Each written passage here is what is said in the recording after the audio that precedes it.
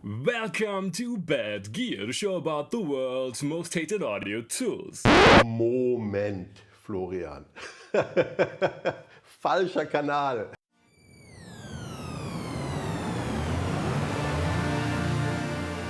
Ich freue mich wahnsinnig, dass der Florian heute hier ist. Bin großer Fan von seinem Kanal Audiopilz und natürlich auch von Bad Gear. Vielen herzlichen Dank. Wer den Kanal noch nicht kennt, unbedingt anschauen. Großartig, vor allen Dingen die Videos sind immer mit wahnsinnig viel Liebe gemacht, Florian. Also das ist fantastisch. Und da auch meine erste Frage gleich an dich. Wie kam es zu Bad Gear und Audiopilz? Das ist auch, also dass ich das tatsächlich als Beruf auch ernst gemeint habe, das war so ein Nebeneffekt von Covid, weil es einfach damals nichts anderes zu tun gab. Den Kanal gab es allerdings schon ein paar Wochen vorher, rein zufällig. Und das geht darauf zurück, dass ich eine Vergangenheit habe als professioneller Tontechniker und Sounddesigner, vor allem am Theater. Und da hatte ich vorwiegend aus politischen Gründen öfters das fragwürdige Vergnügen, dass ich mit Dingen arbeiten musste, die dem Job nicht zwingend gewachsen waren. Also nicht, dass die es per se schlecht waren, aber dass es vielleicht einfach das falsche Werkzeug für den jeweiligen Job war. Und habe da bei dieser jahrelangen Arbeit mit diesen Teilen so einen Instinkt entwickelt, wie man trotzdem irgendwie Ergebnisse rauskriegt, für die man jetzt nicht irgendwie aus der Stadt gejagt wird. Das war so der Impuls, aus dem das kam, und auch so, dass ein paar Freunde von mir, gerade bei elektronischen Musikinstrumenten, also ein paar Freunde von mir und ich, gerade bei elektronischen Musikinstrumenten so ein bisschen dieses Flexing hatten, ja, man kann auch mit dem größten Müll noch irgendwie Musik machen. Also nimm noch diese alte Sound Canvas und diese alte Yamaha Drum Machine aus den 80er Jahren und irgendwie wird schon gehen. Und der Rest ist irgendwie Style. Also natürlich diese Überheblichkeit, diese musikalische, die spielt da schon auch eine Rolle. Okay, ja. Verstehe. Naja gut, also ich denke, gerade die ein bisschen älter sind, die wissen natürlich auch, früher gab es einfach auch nichts Gescheites. Ne? Und wenn es was Gescheites gab, war es einfach wahnsinnig teuer. Und die Profis, die hatten immer die tollen Dinge, aber wir als Hobbymusiker mussten halt entweder das selber basteln oder am Ende war es halt doch was von Behringer. Hat sich auch gebessert mittlerweile. Also die Leute, die heute Musik machen, gerade die jungen Leute, die haben natürlich einfach eine super Auswahl an Dingen. Ja, und gleichzeitig sinkt aber auch das Interesse an Hardware. Also verständlicherweise. Ich meine, Software ist auch inzwischen richtig, richtig gut. Also der Gaming-Rechner oder der Laptop oder das iPad reicht ja in vielen Fällen durchaus auch. Das stimmt. Ja. Ich mache tatsächlich auch viel auf dem Rechner nur. Gerade um Ideen zu sammeln und solche Dinge auszuprobieren. Da muss man nicht jedes Mal hier die ganze Armada anwerfen und das Haus aufheizen damit. Das muss nicht sein. Das stimmt. Ich habe es ja vorher gesagt, deine Videos sind immer wahnsinnig lustig und die kommen immer am Freitag raus. Dann weiß man, okay, jetzt ist Wochenende, gibt ein neues Bad Gear Video. Darf ich dich fragen, wie lange sitzt du denn an so einem Video, bis das im Kasten ist? Dadurch, dass es ja jede Woche eins gibt, ist da die natürliche Deadline im Normalfall eine Woche. Also okay. Es ist jetzt rein, also da kann man schon mal ein bisschen so in die eine Richtung und in die andere Richtung, aber im Prinzip mehr als eine Woche habe ich in den wenigsten Fällen. Da gibt es einige speziellere Fälle, also gerade wenn es jetzt nicht Bad Gear ist und ich mir wieder mal ein viel zu ambitioniertes Projekt auferlegt habe, wie vor zum Beispiel kürzlich dieses Prodigy-Video oder also über diesen Roland W30 Sampler, als auch zum Beispiel dieses 90er Jahre Setup-Video, wo kein Teil jünger als also mussten alle Sachen vor dem Jahr 2000 auf den Markt gekommen sein. Da habe ich, also für letzteres Video habe ich tatsächlich ein Jahr Vorlaufzeit gebraucht, um alles zu sourcen und so grundlegende Probleme zu lösen. So, wie kann ich jetzt einen ADAT so synken, dass MIDI-Clock läuft und das auch tatsächlich funktioniert. So Zeug. Da musste ich dann mit Leuten sprechen, also ich durfte dann mit Leuten sprechen, die das tatsächlich damals gemacht haben und so, und die haben mir dann erklärt, du brauchst dann dieses Teil oder du brauchst diese Remote und dann geht das. Das dauert dann natürlich länger, aber üblicherweise so das durchschnittliche Video, das bei mir am Kanal rauskommt, da habe ich üblicherweise nicht mehr Zeit als eine Woche. Chapeau, Chapeau. Das ist schon, da ist ordentlich Dampf auf dem Kessel. Ja, da kommt auch wieder meine Vergangenheit aus dem Showbusiness, also im konkreten Fall bei mir vom Theater rein, dass der Vorhang muss rauf. Also Lappen hoch und dann ist Action und dann. Ja. Verstehe ich. Ja, aber es ist auch oft gut, wenn man sich ein Ziel setzt und sagt, es muss bis dann und dann fertig sein. Ja, sonst dauert es wahrscheinlich unendlich lang. Aber sag mal, wie kamst du denn in Kontakt mit Synthesizern? Es ist ja jetzt am Theater nicht zwingend das Hauptinstrument. Sollte man es nicht unterschätzen? Also elektronische Musikinstrumente im weitesten Sinne spielen da doch mitunter eine Rolle. Also gerade die ganze Berliner Theaterszene war ja jahrelang sehr, sehr stark Techno beeinflusst. Das hat sich, ich weiß nicht genau, ob das jetzt gerade wieder im Trend ist, aber dann gab es so einen Gegentrend und dann war es wieder Trend und so. Und wir hatten auch zum Beispiel so einen Polymoog an dem Theater, wo ich gearbeitet habe, zum Beispiel. Okay. Also nur so. Das gab es schon. Es ist so, dass ich eigentlich aus der normalen Musik komme. Also ich habe so Singer-Songwriter produziert früher, also als Job, als Nebenjob. Und habe selber in Bands gespielt, also in erster Linie Bass und Gesang. Und ich hatte allerdings irgendwie so mit so 18, 19 Jahren hatte ich diese Erleuchtung, weil ich irgendwo Rebirth gefunden habe. Diese Software, die besteht aus einer 808, einer 909 und zwei 303s in eines von den ersten virtuellen Groovebox-Teilen. Und das war so mein Ticket zu elektronischer Musikproduktion im weitesten Sinne. Und dann irgendwie so bin ich dann vom Land in die Stadt gezogen und dann gibt es da plötzlich Techno-Partys und so Zeug und dann geht das von ganz alleine. Und haben dich die Techno-Partys dann inspiriert, selbst auch was zu machen? Wie kam das? Also ich habe dann schon jahrelang immer noch nennen wir es mal organische Musik gemacht, also Musik im Sinne von mit echten Instrumenten und so. Aber es war dann schon immer insgeheim so auch die Liebe zur elektronischen Musik, weil es einfach vollkommen andere Horizonte aufmacht, klanglich für mich. Also inzwischen ist so klassische Bandmusik wird mir fast so ein bisschen langweilig, weil einfach das Vokabular so eingeschränkt ist. Mhm. Also da bin ich sehr, sehr dankbar für die unfassbare Freiheit, die einem Synthesizer gönnen. Und es ist auch natürlich, du musst nicht auf irgendwelche betrunkenen Bandmates warten und man muss nicht irgendwelche riesengroßen Amps schleppen, sondern das geht dann alles irgendwie ein bisschen einfacher. Das kann ich nachvollziehen. Also außer man hat jetzt einen CS80 oder eine B3 mit Leslie oder so, das ist eine andere Geschichte. Genau. Aber im Prinzip, man kann das ja inzwischen gerade bei Synthesizern sehr, sehr ökonomisch angehen. Ja, da hast du recht. Das stimmt. Auch da hat sich viel getan, ne, im Vergleich zu früher. Mein erster Synth war tatsächlich ein Modularsystem, ein Formant, habe ich selber gebaut. Ja?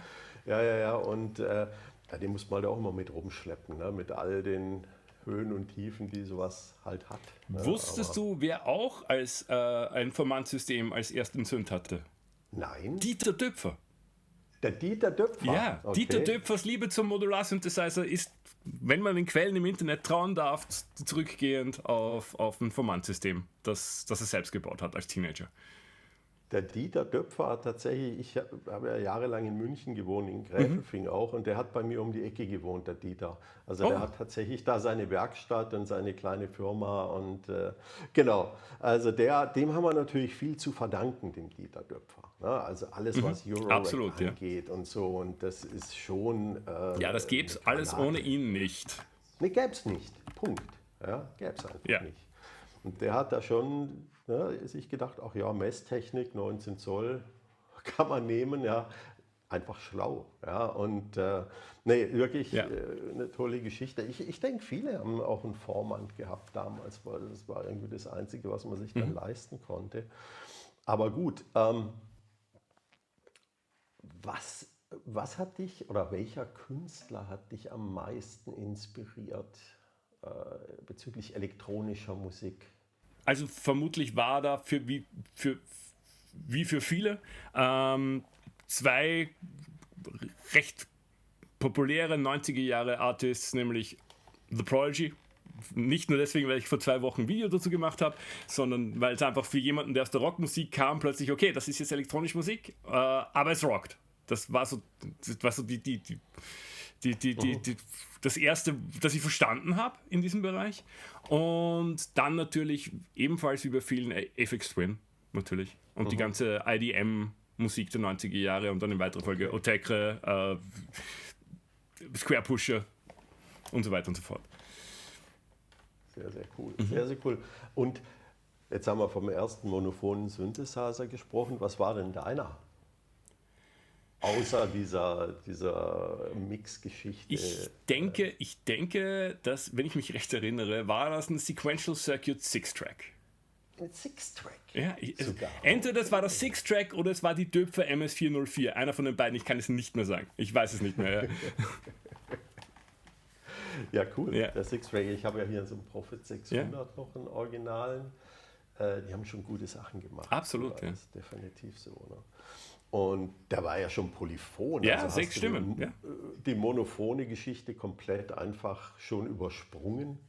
Ja, erstens das und zweitens konnte der ja auch schon in sehr, sehr großem Umfang MIDI-Unterstützung. Also du konntest tatsächlich jeden Parameter per MIDI-CC steuern, da hatte ich dann so eine Faderbox und hatte dann nicht nur den einen Knopf, wo man zuerst so Synklaviermäßig auswählen musste, was man steuern will, sondern das ging dann eigentlich recht hands-on.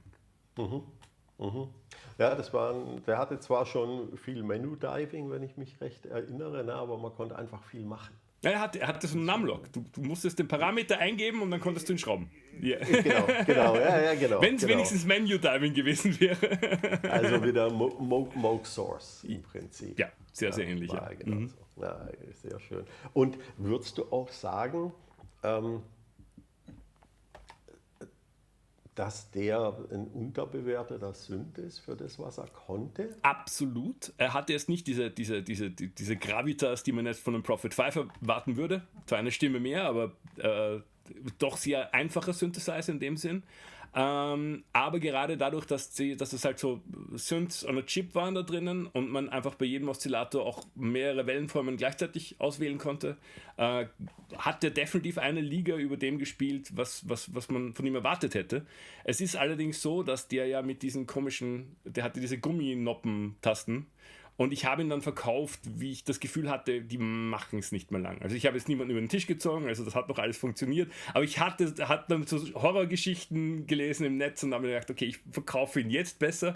Und wenn ich ihn jetzt verkaufen würde, hätte ich wahrscheinlich nochmal 200% mehr gemacht. Aber ja.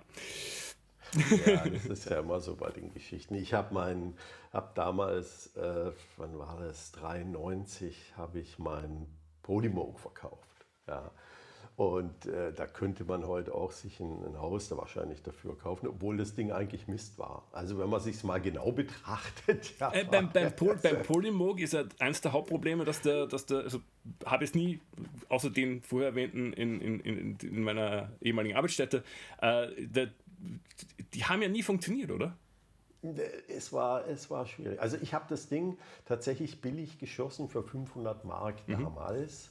Da war das Ding schon, wollte keiner haben. Ne? Und das stand im Musikgeschäft, weiß ich noch, ich war beim Musikhändler meines Vertrauens und bin auf die Toilette gegangen, standen da 2 Polymoogs an die Wand gelehnt. Ja? Also wirklich auf der Toilette.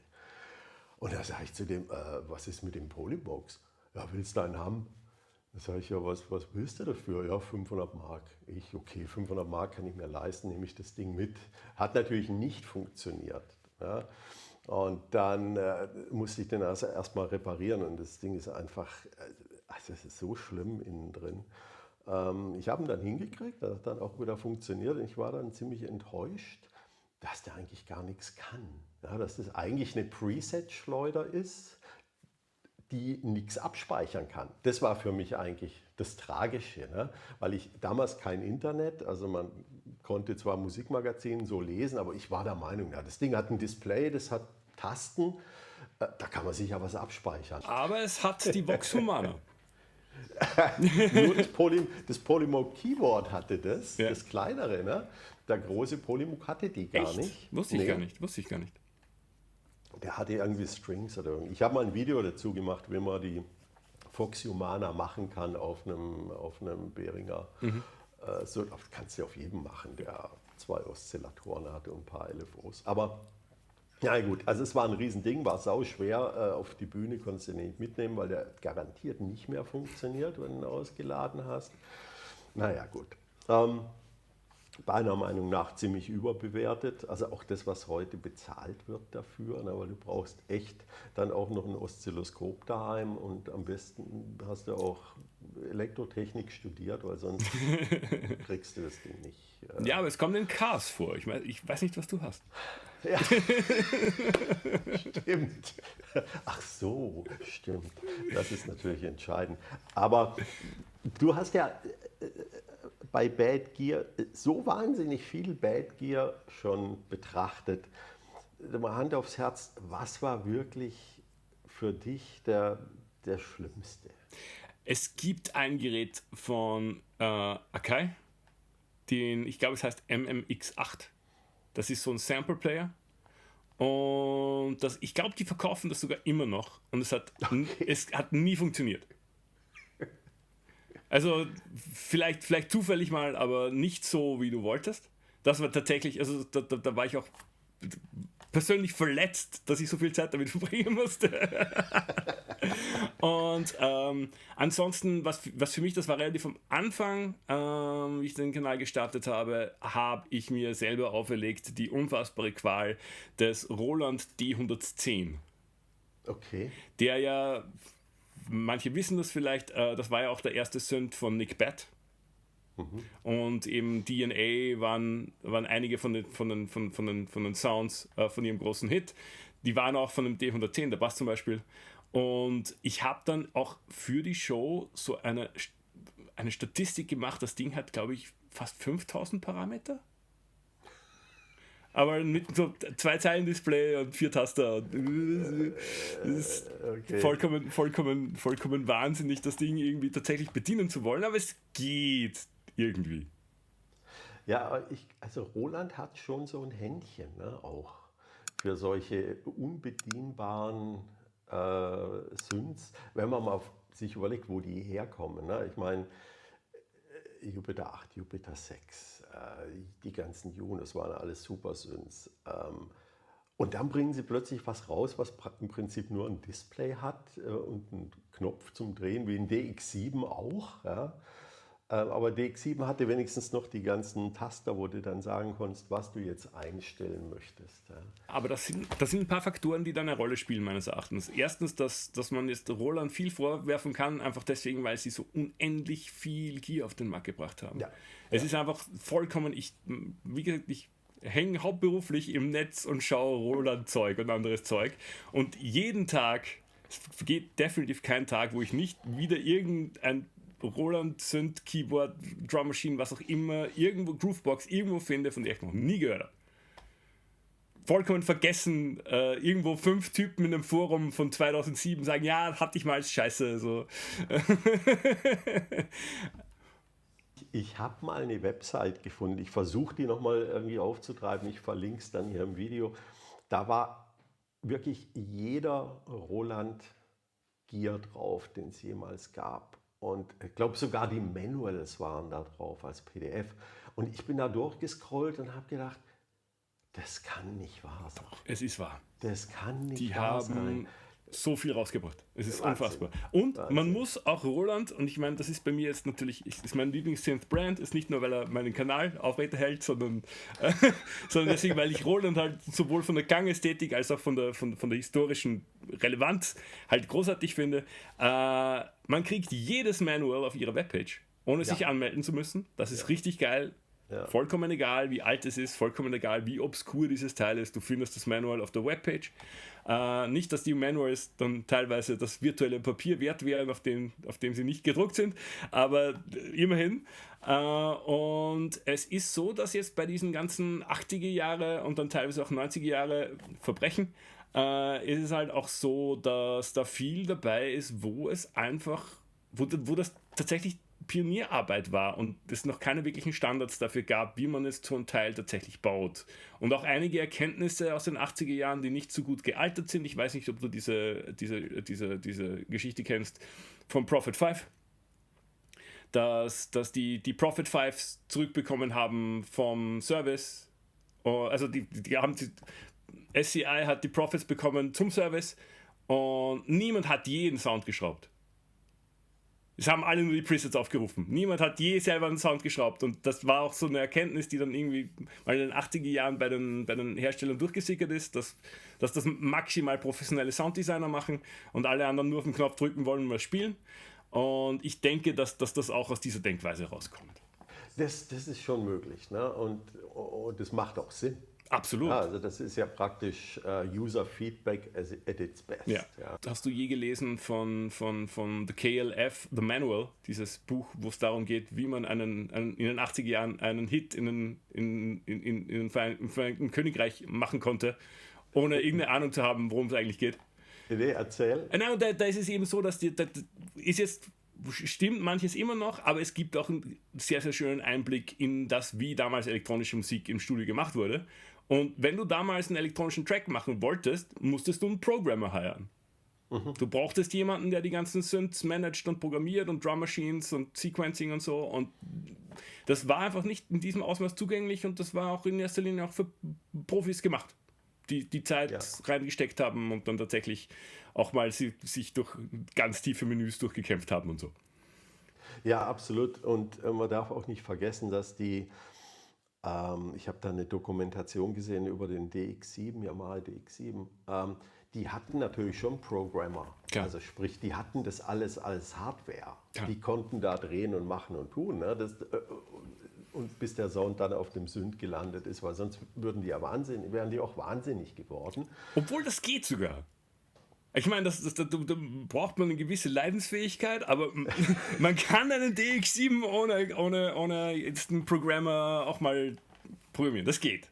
Also ich habe ja hier einen und den einzigen Sound, den ich wirklich auf dem DX7 programmiert habe, war dieser etwas verkorkste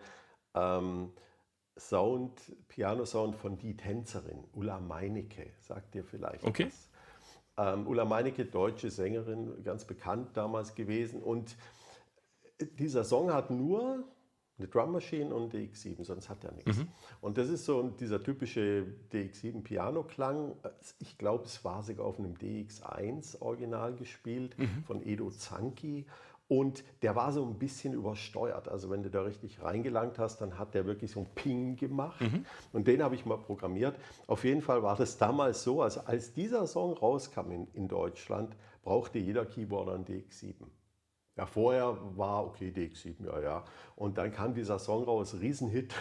Und jeder Keyboarder, ich brauche einen DX7. Welches Jahr war das?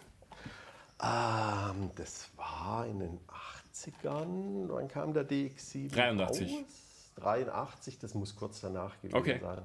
Weil ich meine, beim DX7 war halt schon auch reiner Pragmatismus ein Kriterium. Also, dass du diese Polyphonie hattest und dass du einfach so, ja, ein guter Bass, ein gutes E-Piano. Genau. Und die haben wirklich nur diesen einen Sound da benutzt und haben den Bass gespielt eben und Piano und das war ganz großartig. Aber hast du mal geschaut, was ein DX1 jetzt kostet? Exorbitant. Ich warte mal ab, bis Behringer, den haben sie ja gezeigt, auf der Messe den DX1 nachbauen. Die haben das angekündigt mit analogen Filter und so, ja? Ja. Also ganz ehrlich, ich muss das auch sagen, ich habe ja diesen Behringer UBXA, und weil ich eigentlich immer mal ein Oberheim haben wollte. Ja, aber die kannst du ja heute nicht mehr, musst ja dein Haus verpfänden, ne, um so einen richtigen zu kriegen. Aber ich dachte, jetzt hole ich mir mal den. Das tut's, um das mal das Feeling zu kriegen und so. Und dann bin ich halt auch wieder irgendwie underwhelmed von diesen Dingen. Ne? Denkst du dir, okay, also ja. Weil du nicht das Original hast. Das glaube ich nicht. Das glaube ich nicht mal. Das Bedienkonzept ist ja durchaus dasselbe und ich habe ja genügend Original-Synths hier. Ja. um das zu vergleichen. Aber es ist dann denkst du dir, okay, also im Vergleich zu so einem modernen ähm, Polysynth, ob das jetzt ein Sequential Rev 2 ist oder was auch immer, ne? Das geht schon damit los, dass er kein Display hat, ne, der Originale. Dann machst du den Sound, dann musst du ihn hier abspeichern, dann musst du dir merken, welche Nummer der hatte. Und es ist diese ganzen Dinge, da wird auch so viel reininterpretiert und so viel Voodoo, ähm, dass du sagst, naja, also okay, also wenn ich den Sound mal unbedingt haben möchte und ich möchte es mal ausprobieren, dann mein Rat, hol dir so ein Behringer Teil. Und wenn du dann sagst, ich kann da unmöglich ohne leben damit, dann kannst du dir einen echten holen. Wenn du sagst, der Sound ist so toll und dann brauche ich jetzt einen OB8 oder einen Ja, ich OB2, meine, was auch immer, ja. ich hatte mal einen Matrix 1000. Oha, okay. Ja. Allerdings war bei denen, da brauchtest du ja ein Firmware-Update in EEPROM-Form, wenn du ihn tatsächlich über Sysex schrauben wolltest. Also der war immer so extrem laggy, wenn du jetzt irgendwelche Tweaks gemacht hast. Du hast halt irgendwie Ja. eine Filter getweakt über Sysex und dann brauchte der irgendwie 2,5 Sekunden und dann war das irgendwie drinnen oder auch nicht. Aber ja, ich meine, Oberheims sind schon geil. Ja, soundweise ist es absolut. Ich hatte den Matrix 1000 auch. Und ich habe ihn dann deshalb verkauft, tatsächlich, weil dieses Editieren einfach. Ja. Ich meine, der hat ja 1000 Sounds drin, mal von dem abgesehen. Also man findet wahrscheinlich immer irgendwas. Nein, er hat 800, weil die ersten 200 kannst du abspeichern und die original drinnen sind Kopien von welchen die Genau. hinter. Also die ersten 200 sind ein Best-of von den hinteren 800. Genau. Wenn ich mich recht Und, erinnere. Also wahrscheinlich ist in er deinen hat Kommentaren recht. jetzt schon jemand, der sagt, nein, das ist nicht so. Aber ja. Ist möglich. Ja, Leute, schreibt in die Kommentare, wenn ihr es besser wisst. Das ist ganz wichtig. Also den hatte ich auch und ja gut. Praktisch, weil es ein 19 Zoll Gerät ist, alles super. Ja, und du Hat auch brauchtest toll natürlich, geklungen. du brauchtest 2 natürlich für Stereo. Klar. Klar. Man gönnt sich ja sonst nichts. Ne? Aber ja. Was sagst du, welcher polyphone Synth ist jetzt wirklich, du hattest ja gesagt, dein erster Sequential war schon super, aber gibt es auch welche, wo du sagst, puh, also der inspiriert mich jetzt nicht oder den finde ich jetzt nicht so toll, wie die Leute immer denken. Also ich weiß nicht, ich habe ja auch so ein bisschen eine Kontroverse erzeugt durch dieses eine Video über den Moog Muse. Da lag Ja. auch viel daran, dass einfach die Firmware noch sehr, sehr früh war. Was halt trotzdem bei einem 3.500 Euro Synthesizer, ja, ich meine, muss ich jetzt nicht Beta testen. Das war einer, den fand ich so ein bisschen underwhelming. Da habe ich auch so, und alle Moog-Freunde, bitte in die Kommentare, die haben den Synth mehr oder weniger über das erste Preset verkauft. Das war dieser Blade Runner Sound und der war geil. Und jeder Reviewer hat den gespielt und alles, oh, okay, muss ich kaufen. Ja, genau. Ja, ich fand das tatsächlich auch interessant. Also es gab auch auf YouTube viele Leute, die dann auch die Wellenformen sich angeguckt haben und So, ja. dass die ganz komisch sind, je nachdem in welcher Lage du Aber das bist. hat ja auch Und Tradition, dass Wellenformen komisch aussehen bei analogen Synthesizer. Also jeder, der sich... bei Moog sowieso. Ja. Das war übrigens eine Sache, die mich damals, als ich den Vormand hatte, der war ja von Messtechnikern gemacht. Ne? Und der war ja, die Sägezähne waren perfekt, die Rechtecke waren, es war alles perfekt, war unglaublich viel Aufwand drin. Wenn ich das vergleiche, den Schaltplan von einem VCO, von einem Vormand mit dem, was in so einem Moog drin steckt, ja, ist ungefähr ein Drittel der Bauteile. Ja? Und dann guckst du dir die Kurvenform an von einem Mini-Moog oder einem Micro-Moog. Da steht Sägezahn drauf, das ist aber keiner. Das ist genauso wenig ein Rechteck, da ist halt, die sind dann schief, ne? Oder dann kommt da so ein Blip, aber das macht den Charakter. Ja, absolut. Ich meine, hast du dir schon mal die Wellenformen von der 303 angesehen? Nee. Das ist wirklich kreative Freiheit, die dann tatsächlich Sägezahn und Rechteckwelle zu nennen. Also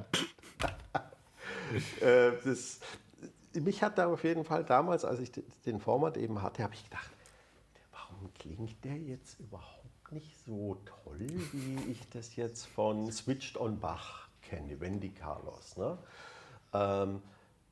die hat doch einen Moog-Synthesizer. Jetzt habe ich auch so einen Modular-Synthesizer und der klingt total anders. Ne? Damals war ich 16, 17, also ich konnte mir das gar nicht erklären und ich habe es überhaupt nicht. Jetzt habe ich so ein tolles Ding und es ist so perfekt. Und später wurde mir klar, das ist genau das Problem. Ja. Der war zu perfekt. Absolut nachvollziehbar. Die Filter haben getrackt, die Sägezähne waren von 1 Hertz bis 4 Kilohertz super und dann ist kein Leben drin. Ja, und die VCOs haben genau getrackt nebeneinander, ne? Fantastisch, aber dann hast du halt auch immer die gleichen Schwebungen. Und, ja, also da sollte man auch, finde ich, gar nicht so viel rein interpretieren, sondern sagen, das Ding gefällt mir, der Sound gefällt mir. Bin ich 100% bei dir. Das ist mein Ding. Ja. Ob jetzt da Moog draufsteht oder Sequential oder was auch immer, ist eigentlich egal, aber der klingt für mich toll. Ein Synth, wo ich der Meinung bin, dass er absolut underrated ist unter den aktuellen Polyphonen, ist wie der Roland, die System 1 und System 8. Also die sind halt so potthässlich. Deswegen sind da viele Leute einfach so, okay, nee, das kaufe ich nicht. Aber die sind erstaunlich flexibel, erstaunlich eigenständig und auch richtig, richtig gut vom Sound her, finde ich. Guter Filter, gute Wellenformen, sehr, sehr schön zu programmieren. Ja. Schöne Gimmicks dabei, Cowbell-Oszillator zum Beispiel. Also den finde ich sehr, sehr geil. Und also das wäre jetzt so ein Positivbeispiel, wo ich sage, der ist underrated. Ja, das stimmt. Ich habe eine gute Musikerfreundin, Tamara Bannes, die macht Folk und deutsche Texte. Und die hat den auch und die findet den auch richtig gut. Die macht auch richtig gute Sachen damit. Ja. Gut, die Frontplatte muss man halt mögen, wie du sagst. Ja, da denkt man sich, okay, Roland, ihr habt es eigentlich fast geschafft. Ihr habt jetzt einen richtig guten Synth. Erstaunlicherweise hat es die Eurorack-kompatible Version vom System One als Requisit in irgendeiner Batman-Serie, ich glaube von Netflix, geschafft. Als so Armatur im Batcave.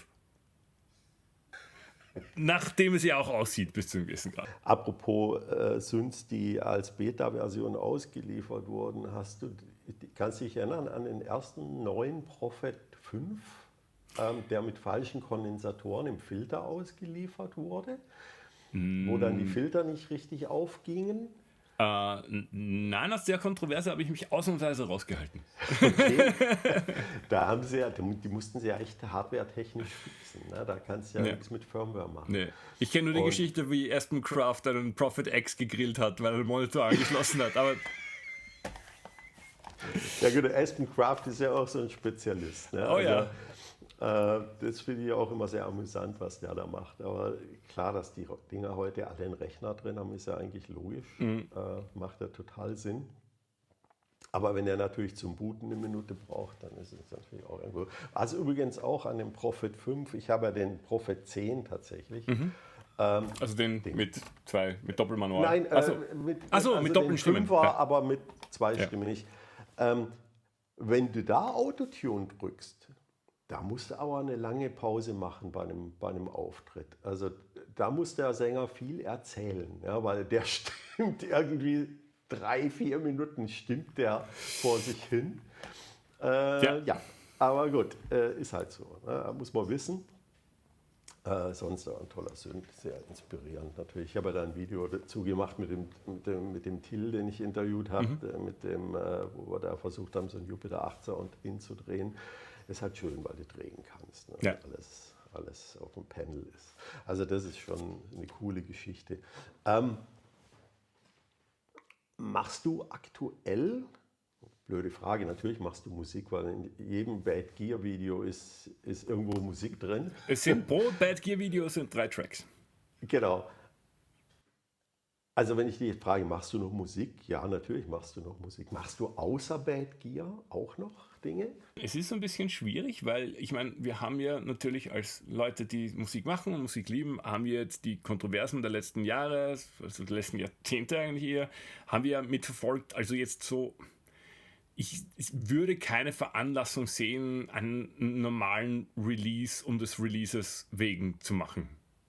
Also jetzt einfach ein Album zu machen, weil ich ein Album machen will, das fühlt sich irgendwie nicht richtig an für mich. Ich verstehe, warum das Leute machen. Ich finde auch das Konzept eines Albums immer noch sehr, sehr schön. Aber es ist jetzt irgendwie so, dadurch, dass ich YouTube-Videos mache, bin ich ja so eine Art Cyborg inzwischen. Also ich bin ja eigentlich schon so beinahe so ein Teil digitales Wesen. Und es ist irgendwie so, ich sehe da für mich zumindest selbst keine wirkliche Veranlassung. Okay, verstehe ich. Und bei den ganzen Live-Sachen ist das Hauptproblem, ich habe einfach nicht die Zeit, dass ich was mache, dass das jetzt wirklich Hand und Fuß hat, und jetzt irgendwie so was Halbherziges zu machen, das entspricht mir nicht. Ja, verstehe ich. Das mit Alben ist natürlich heute, danke Spotify, ein Problem. Ja, weil Leute natürlich in der Regel kein Album mehr hören. Dazu, Fun Fact, habe ich gelesen, dass ja Musikkassetten wieder im Kommen sind. Ne? Und es wird ja allgemein jetzt gehypt, Musikkassetten. Und der Grund ist wohl, laut Wissenschaft, dass die jungen Leute dann sich sagen, oh, da muss ich jetzt das ganze Ding anhören. Also da kann ich jetzt nicht hin und her skippen. Ja. Ja, und deshalb sind die wohl wieder im Kommen, weil man eben gezwungen ist, jetzt muss ich mir so ein Album anhören. Ja. Ja. Mit all den negativen Dingen. Also ich habe mir neulich so einen Player da gekauft. Und ich hatte natürlich früher auch einen Walkman, alle weg. Da könnte man heute für teuer Geld verkaufen. Die sind so schlecht, diese neuen Player. Die rauschen selbst ohne Kassette, ne, wo ich mir sage, okay Leute, ich meine... Aber ich glaube, das war immer so, oder? Es gibt allerdings neue High-End-Player, die kosten auch ein bisschen Geld. Die kriegst du, glaube ich, sogar bei Thomann. Du meinst für Kassetten? Genau, ja. Ja. Ja, gibt es mit Sicherheit. Also ich habe hier diesen angesagten VR Rewind. Okay, heißt den kenne ich, ja. Und mit Bluetooth-Kopfhörern ist der okay, ja, aber dann hast du ja eigentlich nicht, du bist ja wieder nicht analog. Nur du hast eine Datenreduktion drin, also das, ja. Also steckst du den Kopfhörer an und ohne dass eine Kassette drin ist, rauscht der einfach. Also die Signal-Noise-Ratio ist so schlecht, wo ich mir dann sage, Leute, es ist 2025, also... Wo genau ist das Problem? Ich glaube, das ist es. Also, das ist ja auch. Die Frage ist, wie viel von diesen Dingen dann tatsächlich zum Musikhören herangezogen werden und wie viel das einfach so Impulskauf und ein bisschen Statussymbol und sieht gut auf Instagram aus und so. Also, wo sich dann das Analoge so ein bisschen in den Schweif beißt und so. Also, ich kann mir schon vorstellen, dass das einfach nicht wirklich das ist, wofür die meisten Leute so ein Teil kaufen. Ja, das ist natürlich möglich. Weil man kauft es, weil die anderen es auch haben. Ja, genau. Ja. Und natürlich, weil es was Greifbares ist und das, wenn du Leute zu Besuch hast, fragen sie, ach, du hast doch Kassetten und so. Also das ist sicher ein Faktor bei der ganzen Kiste und so. Oder Platten. Platten, ja. Aber Platten im Regal, ein paar Platten. Ich habe da ein paar Platten hinten, ja. Aber ich muss ganz ehrlich sagen, dass ich die eigentlich ich höre die zu wenig. Ja, also ich habe auch noch einen schönen Plattenspieler und so und das klingt auch alles schön. Aber ich habe dann irgendwann mal mir auferlegt, dass ich keine mehr kaufe, weil es ein bisschen Überhand genommen hat, wie bei so vielen. Und seitdem, ich meine, da sind schon ein paar schöne Sachen dabei, aber es ist halt irgendwie so ein gefrorener Musikgeschmack von, sagen wir mal, 2015 oder so. Ja, gut, ja. Aber das ist ja auch in Ordnung. Ja, absolut. Aber gerade bei elektronischer Musik, weiß nicht, so ein bisschen freshes Zeug und so, das stört ja nie. Das ist richtig. Ja, also ich habe auch vor Jahren wieder angefangen, Vinyl mir zu kaufen, auch von neueren Sachen, einfach wegen der Haptik. Ja, klar. Ja? Und dann habe ich einen Röhrenverstärker und einen alten Plattenspieler, der ist ja 50 Jahre alt, funktioniert immer noch wunderbar. Und das ist halt eine andere Geschichte. Ne? So eine Platte, das musst du bewusst machen, ja, sage ich mal. Absolut, ja? absolut. Spotify machst du halt an oder Tidal oder was auch immer. Müssen wir Werbung für andere Streaming-Dienste hier machen. Deezer gibt es Leute, Tidal gibt es. Es muss nicht immer Spotify sein. Ne? Ja, absolut richtig. Aber es ist so, dass es bei dieser ganzen Diskussion zum Thema, ja, wie sieht das musikalische Output im Jahr 2025 aus? Ich meine, dadurch, dass ich, wie vorher schon erwähnt, einen Hintergrund am Theater habe, ist es so, dass jetzt nur weil Musik jetzt nicht als Selbstzweck dient, sondern im Prinzip als stützendes Element von irgendeiner anderen Kunstform oder einer anderen Form von menschlichem Ausdruck, was immer das dann ist, im konkreten Fall vielleicht ein YouTube-Video, ist es noch lange nicht weniger wert. Ganz im Gegenteil. Also ich finde das irgendwie, es gibt einem halt auch Freiheiten, die man jetzt bei Musik als Selbstzweck öfters mal nicht haben könnte. Also es ist gerade bei dem, ich hatte immer so ein Problem, mich auf ein klares Genre irgendwie zu beschränken. Das hat mich nie so wirklich interessiert und das war immer so in den Zeiten, wo ich noch irgendwie der Idee von Musik als Selbstzweck nachgehangen bin, war das immer so ein bisschen ein Problem, weil dann hast du einen geilen Track in diesem Genre und einen geilen Track in diesem Genre und dann sind die Leute, die auf das eine Genre stehen, gepisst, wenn du das andere spielst. Und wenn ich für YouTube Musik mache, ist es den Leuten vollkommen egal, was ich mache, solange es geil ist. Das stimmt. Und das finde ich eigentlich ist was sehr, sehr Schönes. Schubladen gepresst werden, das ist ja so eine Krankheit, die es auch schon immer gab. Klar, ne? ohne Frage. Du hast jetzt einen tollen Song gemacht, du musst jetzt noch 10 von den gleichen Songs machen. Es gibt sehr wenige Künstler, die das tatsächlich souverän hingekriegt haben, dass es glaubwürdig war und auch die Leute so weit an sich gebunden hat, dass sie trotz der Genreunterschiede sich das reingezogen haben. Also ich finde zum Beispiel faszinierend Jean-Michel Jarre. Ne? Ja, absolut. Der ist jetzt ja auch schon ein oder andere Mond im Geschäft. Ja. Der hat immer aber auch, hat er jetzt gerade wieder gemacht, der holt sich immer neue Dinge rein und macht neue Stile, aber es klingt immer nach Jean-Michel Jarre. Klar. Ja, finde ich super. Ja, also wie der das hinkriegt. Absolut interessant, ja. Da hat er mal so einen Track gemacht mit Tangerine Dream, mit dem Edgar Froese. Vor vielen Jahren, der Edgar Froese ist 2 Jahre später gestorben, hatte sicher nichts miteinander zu tun. Ich wollte gerade sagen, ja. Aber das war geil. Das hat sich nach Tangerine Dream und Jean-Michel Jarre angehört. Ja? Und diese Melange ist... Kennst du das eine JMJ-Album T.O.E.T.A.? Nein, glaube ich nicht. Ich glaube, es ist von 2008 oder so. Okay.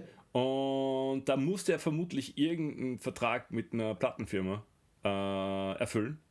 Und weite Teile des Albums sind Presets von einer Roland MC808. Okay.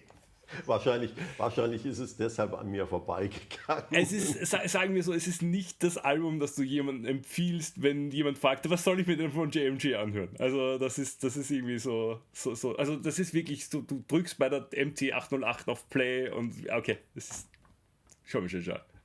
Da hat er keine Lust gehabt. Hatte keine Lust. Und auch so, okay, ich bin Roland, ich habe ein Roland Sponsorship, die geben mir das, bevor es auf den Markt kommt. Ich bin der Erste, der das Preset nimmt. Es ist egal. Alle anderen werden glauben, sie haben es von mir geklaut. Genau. Ja, das ist natürlich unmöglich, dass er auch eine Sponsorship hat. Ich habe ihn mal live gesehen, ich kann mich nicht mehr erinnern, was er alles für Synths hatte. Aber er wurde zum Beispiel mit dem System 8 erwischt. Schon. Ja, stimmt. Zum Beispiel. Ja. Aber das spielt auch, wo wir vorher bei Tangerine Dream waren, auch Thorsten von Tangerine Dream sehr gern. Der mag das System 8 sehr, sehr gerne. Ja, der Thorsten ist auch ein ganz toller Musiker. Absolut, ja. Ich werde mal versuchen, dass ich ein Interview mit ihm kriege. Bei Thorsten war es so geil, weil ich war natürlich mit dem Övre von Tangerine Dream bis zu einem gewissen Grad vertraut, aber halt von vor 50 Jahren. Und ich hänge dann irgendwie auf der Superbooth ab und da ist irgendwie so ein Typ und der ist irgendwie witzig und ich habe mit dem total Spaß, bin ich drauf, okay, es ist das Mastermind von Tangerine Dream. Da war Thorsten. Ja, nee, das ist schon geil, was die auch nach wie vor machen und sich immer weiterentwickeln. Absolut. Das ist auch völlig in Ordnung, ne? Aber es klingt halt immer die Roots sind Tangerine Dream und das ist auch völlig in Ordnung, aber es sind immer neue Elemente und es klingt fresh. Ich denke, bei Tangerine Dream ist das halt ist so eine generationale Staffelweitergabe durchaus vertretbar, auch deswegen, weil die Musik im Kern so formularisch ist. Also es ist natürlich, ich will jetzt Tangerine Dream nicht kritisieren oder so, ich meine, das ist alles bahnbrechendes Zeug und das ist alles großartig, nicht der Punkt, aber es ist so, dass die Elemente, die da kombiniert werden, sind immer nachvollziehbar. Und ich denke, dass sich gerade so ein Sound, der auf so einem starken Konzept aufbaut, eben auch über den Tod der originalen Künstler hinaus reproduzieren lässt und authentisch bleibt. Hast du aktuell Projekte am Start? Ja, ich muss mal ganz kurz nachschauen, dass ich dir terminlich keinen Blödsinn erzähle. Vielleicht interessiert das ja jemanden. Es gibt nämlich, ich bin nächsten Monat in Erfurt auf der EFA am 18.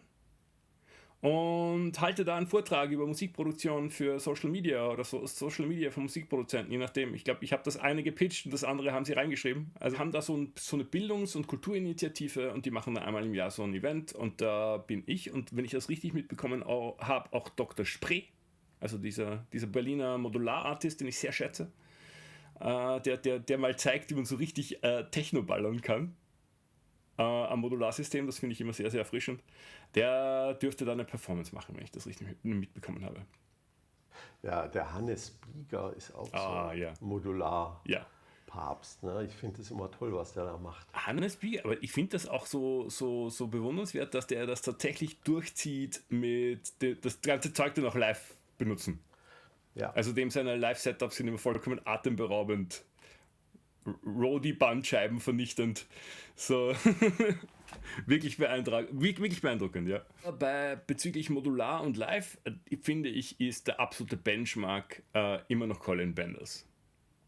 Ja, ich weiß nicht, ob du mit ihm vertraut bist. Nein. Niederländischer Artist und der kommt ursprünglich, hatte der eine Big Band und ist ein Trompetenvirtuose und irgendwann hat er auf das ganze Zeug keinen Bock mehr und hat sich für 60.000 Euro ein Modularsystem gekauft. Und hat sich mit dem eingesperrt und jetzt ist er halt ein super gefragter Live-Performer, eben vor allem im Techno-Bereich. Sau gut. Okay. Ja, also sehr zu empfehlen, also selbst wenn man jetzt kein allzu großer Techno-Fan ist es so, dass einfach, ja okay, da kann man auch mal auf dem wegnörden, okay, was schraubt der jetzt da gerade und so. Gut, das ist gut. Wieder was gelernt. Also ich schreibe dann die ganzen Sachen auch unten entsprechend unter das Video, dass ihr das nachlesen könnt. Der hat ja auch seinen eigenen TED-Talk, aber ja. Ich höre mir ganz gern Schiller an. Also finde ich auch großartig, was der macht. Christopher von Deilen. Der macht natürlich diese Klangwelten und das ist alles immer großartig, was er da treibt. Ich habe letztes Jahr hier in Bremen gibt es immer so ein Festival im Sommer. Also wenn hier sozusagen Sommer ist. Kann auch durchaus verregnet sein. Auf jeden Fall war er hier auf der Seebühne, so heißt das Festival. Und er hat da gespielt und es hatte tatsächlich stark geregnet. Und mitten im Set hat es halt die Sicherung rausgehauen. Also da war ein Gitarrist noch dabei und der Schlagzeuger und du hast dann nur noch die zwei gehört und bei ihm waren alle Lichter aus. Ne? War das dann ganz souverän gehandelt. Er hat gesagt, oh Moment mal, stopp. Wir müssen das nochmal machen. Und dann sind hinten die Rodis schon geflitzt und haben also hier neue Kabel verlegt. Und dann hat er dann ewig gebootet. Jede Menge Synths, die dann alle erstmal booten mussten und sich wieder synchronisieren mussten. Das hat eine Weile gedauert. Ist natürlich der Super-GAU, wenn sowas passiert, aber er hat es, wie gesagt, super gehandelt. Und da hast du halt auch gesehen, da kommt halt nichts vom Band. Ja. Ne? Also wenn das halt aus ist, dann ist es aus. Ja? Ja. Da passiert dann halt nichts mehr. Ja, aber wenn du so Performances hast, die so halb vom Band und halb irgendwie selbst gespielt sind, das ist fast noch trickier, die dann wieder zum Laufen zu bekommen. Also da ist jetzt wahrscheinlich so ein Oldschool-Setup, wo du tatsächlich Hardware-Sequence und so Zeug hast, ist wahrscheinlich sogar schneller wieder auf die Beine zu bekommen, als wenn du sagst, ja okay, da läuft irgendwo ein Rechner mit und das und da ist noch ein MIDI-Sync da und genau. Und da musst du alles wieder aber da gibt es einige sehr, sehr gute Lösungen für solche Sachen. Ich habe für so Dinge, wo man dann mittendrin mal was wieder neu starten muss, habe ich eher einen Multiclock. Okay. Die kann ich gerade, wenn man sagt, okay, da ist es gerade irgendwas, macht nicht das, was alle anderen machen, kann man so einen einzelnen Zweig vom MIDI-Sync-Setup wieder neu starten und so. Das ist relativ cool. Und es ist, bevor es das gab, da gibt's, ich weiß nicht, hast du dich je mit dem Live-Setup von den Chemical Brothers auseinandergesetzt? Die haben sogar die haben einen eigenen Keyboard-Tech und so, der das alles managt, und die haben so einen großen roten Knopf für Resync. Also wenn da irgendwas aus dem Ruder läuft, haut der Keyboard-Tech auf diesen großen roten Notfallsknopf und dann ist alles wieder in Sync. Okay, Ja. macht Sinn, macht Sinn. Naja, also wie gesagt, so Sachen passieren natürlich und mit modernem Gear ist es ja auch irgendwie machbar. Ne? Aber wenn jetzt wirklich so einen alten Gear, ich hatte mal Jean-Michel Jarre vor vielen, vielen Jahren in München, da hat er Oxygen neu praktisch gespielt. Ne? Und er hatte wirklich die ganzen alten Synthesizer auf der Bühne. Und er hat gleich am Anfang schon gesagt, bevor es losging, man wüsste nicht, was passiert. Also es könnte sein, dass dann auch mal so ein Schätzchen irgendwie spinnt und dann müsste man halt abbrechen und das alles neu machen. Und lo and behold ist der Sequencer durchgegangen bei einem von den Stücken. Der hat einfach plötzlich Speed up und dann war alles natürlich dahin und dann haben sie, okay, stopp. Und er hat ja 2 Kumpel auf der Bühne mit, ne, die dann, und dann musste er erstmal rumschrauben, ne, draufklopfen und was sie alles gemacht haben und es passiert halt. Ne, und dann hat er aber das wieder hingekriegt, dann haben sie nochmal angefangen. Ne. Aber Jean-Michel Jarre verzeiht man das ja auch. Deswegen gehen wir auch hin. Er hat es ja vorher auch gesagt. Genau. Ne? Er hat gesagt, Freunde der Sonne. Also, aber es gibt eine aktuelle Band, die heißt, glaube ich spreche es sicher falsch aus, The Boy. Aber ich glaube, er ist ein Amerikaner. Und der kokettiert halt mit diesem 80s-Style. Also der hat einen goldenen DX7 und nur die Originalinstrumente und nur alles vom Feinsten und so. Und er natürlich auch mit dem ultimativen Oldschool 80s-Outfit und so. Und der hat eine fette Liveband mit Simmons Drums und allem möglichen. Und die haben nur Originalinstrumente und spielen alles live.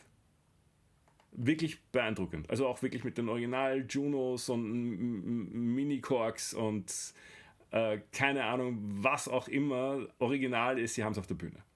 Mal vor vielen Jahren Manfred Mann gesehen und dem ist der Minimoog ausgefallen. Aber dann haben sie einfach einen neuen hingestellt. Ja. Also die haben offensichtlich mehrere halt schon gehabt, auch schon mal aufgewärmt, ja, dass dann Rodi auf die Bühne zopft. Ja, ich meine, es gibt es für einen erfolgreichen Künstler einen schlimmeren Abschreibposten als jetzt mehrere Minimoogs, aber ist ja auch eine Investition und auch so eine Anlage für die Zukunft, das ist ja okay. Kann man ja mal machen, dass man mehrere Minimoogs hat. Ja, das stimmt. Ja. Also Minimoogs kann man nie genug haben. Ja, kleine Frage. Ich meine, da du ja dem alpenländischen Bereich ja nicht fremd bist, warst du je in Klagenfurt in diesem Synthesizer-Museum? Nein, habe ich nicht geschafft. Habe ich leider nicht geschafft. Weil die haben ja, wenn es stimmt, den allerersten Minimoog. Ja, da habe ich ein Video drüber gesehen. Ja.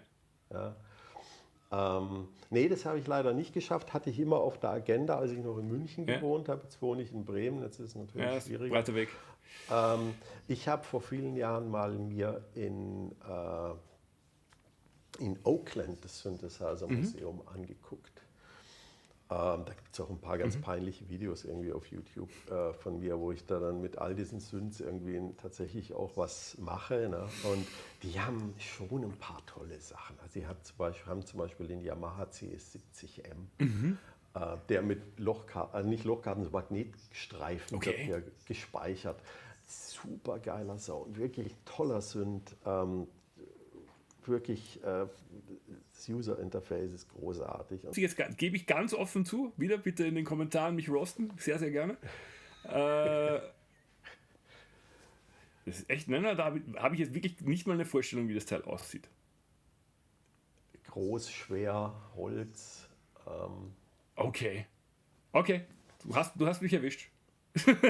Ja, kann passieren. Also wirklich ein toller Synth, auch unglaublich teuer heute, wenn du den haben wollen würdest. Ist günstiger als ein Jupiter 8? Ja, dann.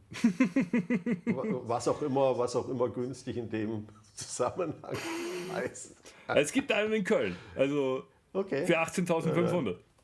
Nur? Ja, Das ist ja ein richtiges Schnäppchen. Ja, absolut. Wahnsinn, Eine Occasion. Ne? Wahnsinn. Ja, Wahnsinn. Ist ja, wie gesagt, da haben wir ja vorher schon drüber gesprochen, überbewertet die Teile heute sind. Vor allen Dingen nicht mal soundweise, aber preistechnisch. Es ist so, in dem vorher erwähnten Soundmuseum haben sie einen CS80, zwei CS60 und dann auch alle anderen CS noch irgendwo übers Museum verteilt. So. Also auch alle Jupiters und alle. So. Aber Synthesizer-Museum-mäßig warst du in dem in Berlin mal? Nein, meinst du im Schneiders? Das im ehemaligen Schneiders, das was früher Schneiders Büro war, direkt am Kotti.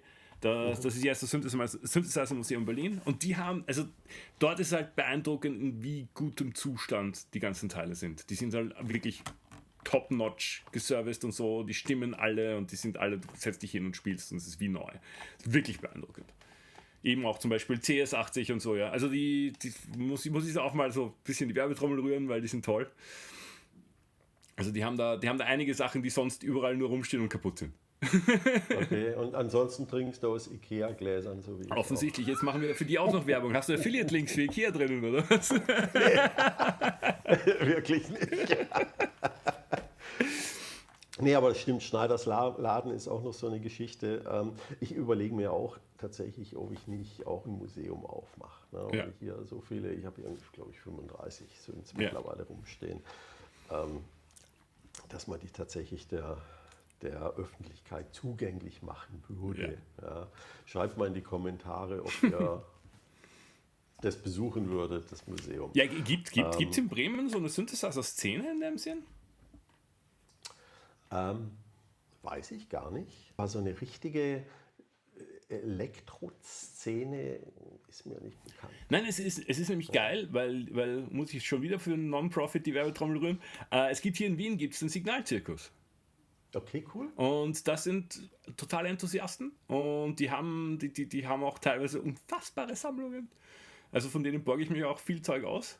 Und die haben so mehr oder weniger vierteljährlich, so ein bisschen rauf oder runter, haben die so eine Zusammenkunft, wo dann auch Live-Shows sind. Und das war immer gut und wird immer besser. Also die haben jetzt auch, vor 2 Wochen gab es so ein Event, wo die dann auch so Acts aus Frankreich und ein Baltikum hatten und so. Also richtig cool. Das ist schön. Ja, voll. Ja, vielleicht müsste man sowas mal also antriggern. Das hat eine Zeit lang gedauert, bis es so wirklich Fahrt aufgenommen hat. Das hat im Kleinen begonnen, aber jetzt haben die richtig coole Location und so. Aber so eine richtige Elektroszene muss ich mal einen Deep Dive machen. Wenn jemand aus Bremen zuschaut, lasst mal einen Kommentar da. Ja, aber ich meine, die sind auch so von den Stilrichtungen und von den Approaches sind die total vielfältig. Also da hast du von den Vintage-Nerds bis zu den Leuten, die dann nur mit dem M8-Tracker kommen und 2 MIDI-Controllern, hast du alles dabei und viel Modularzeugs natürlich. Und obwohl da natürlich so ein bisschen Überhang in Richtung so technoide Musikrichtungen ist es dann schon so, dass das recht offen ist in alle Richtungen. Ja. Soll es ja auch sein. Ja, absolut, Das ist ja das, was Spaß macht. Ja?